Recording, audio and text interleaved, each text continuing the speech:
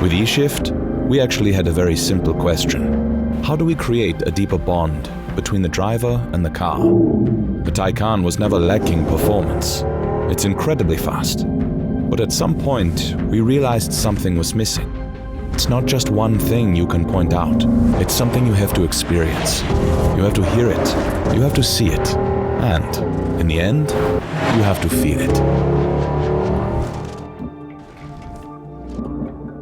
The big vision was to create a whole new experience in our Taycan that combines the best of both worlds into one car. When you activate eShift, the power meter in the instrument cluster changes to a tachometer with a ref and a gear shift indicator. The main focus for the user experience was that we wanted to make it driver-oriented and easy to access.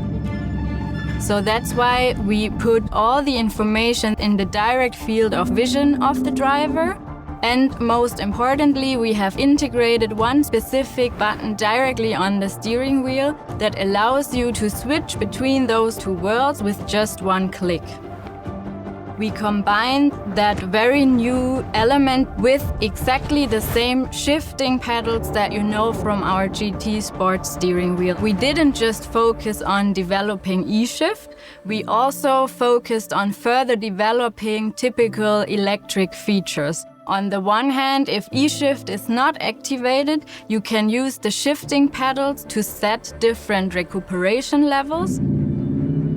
And also, if you're accelerating and want to use the overboost power, you can simply pull both pedals at the same time, and then push to pass will be activated without taking your hands from the steering wheel.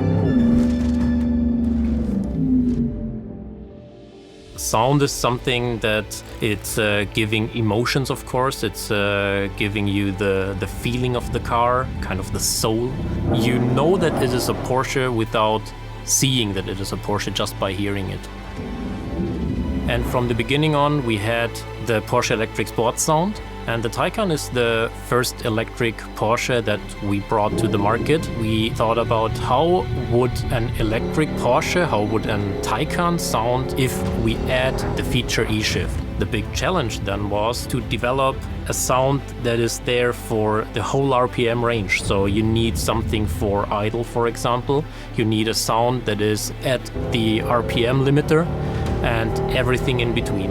The sound is following the virtual RPM, but it's also following a torque. So like a combustion engine is the sound is changing over torque. So if you're driving there with no torque, it sounds completely different. So we did measurements of the real powertrain, we did measurements of the real car, and we created the eShift sound. It's something that people love. When I had the first sound concept in our concept car, the other colleagues and people around started to turn their heads and look after the car.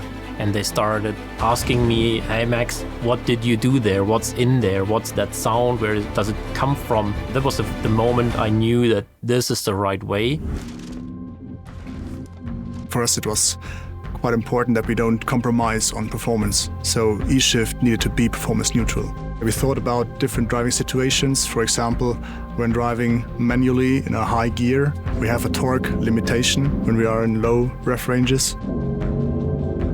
When you need the performance, you can downshift again and get the most power out of the car, which is not limited, so we can use the full power out of the engine.